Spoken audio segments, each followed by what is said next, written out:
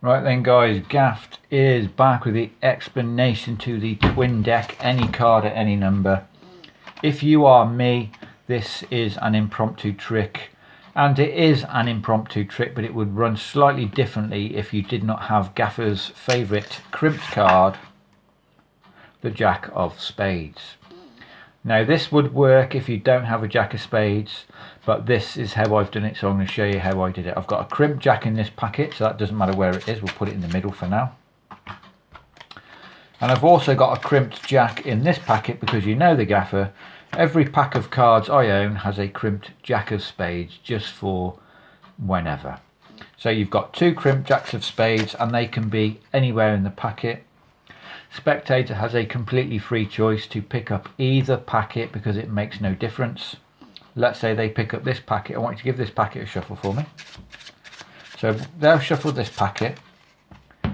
While they're shuffling this packet, you can shuffle this one if you want, or you could give this to the spectator to shuffle. Doesn't really matter. Put these aside, but whatever cards they shuffled, you're going to quickly say, look, this is a shuffled packet. All you're going to do is quickly look for the two cards directly above the Jack of Spades. In this case it's a 4 and a 10. All you're remembering is 14 at this point. 4 and a 10, 14. You'll turn this packet over, cut at your crimp, placing the deck aside.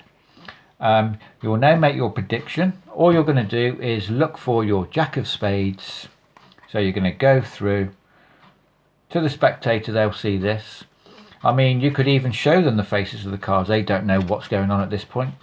So you're going to find your Jack, count the Jack as 1, and then just count 14. So you've got 1, 2, 3, 4, 5, 6, 7, 8, 9, 10, 11, 12, 13, 14. Cut the deck at that point, place it aside. Now go back to this packet, say, look, I want you to cut off a small portion of cards. This is all slight time misdirection. And just before we go any further with this deck, if you can just give the cards a cut, and we'll just mark that cut.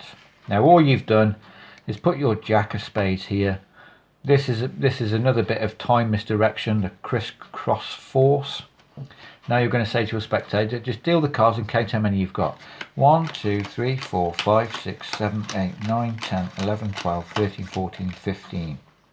You just want to talk about the fact they cut to 15 cards. That is a completely random number that nobody would have known. This is all misdirection. 15 means nothing. It's just a way of dealing the cards down to get these two cards on the bottom. Because now you'll say to your spectator, I want you to deal the cards into two piles. Now after all this, they will not realise that these two cards are just the two cards which would have been on the top of the deck.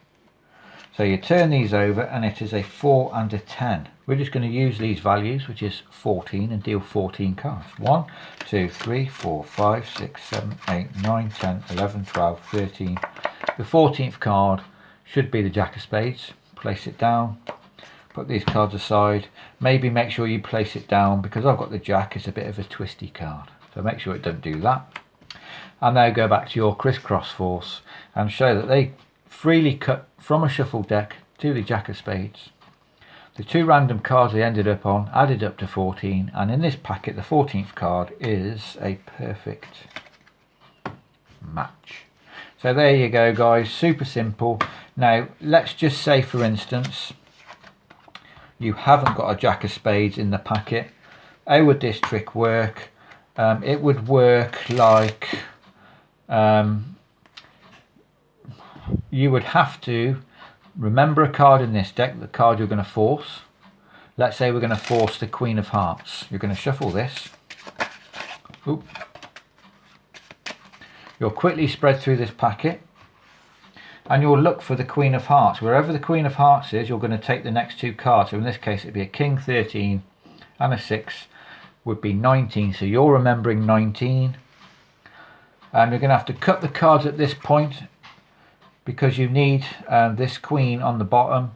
So you would have to maybe pick up these cards, go through, quickly find your Queen, cut at that point, because you do need that card on the bottom. Or you could in fact not bother having it on the bottom. Let's say the Queen is here. You'll go through and show, you're going to look for your Queen, a 5 and an 8, so you're remembering 13. The Queen is on the top. you could square up the packet, just go through as if you're showing the cards again, get to the queen, cut it to the top, and now just lift up with your thumb and double undercut that card to the bottom. There are many ways to do this trick without the crimp cards, but you know Gaffed's got some crimps and it just makes life easier, and I'm all about easy. So make sure to smash the like button, subscribe to the Gaffed Academy, and we'll see you tomorrow. Cheers.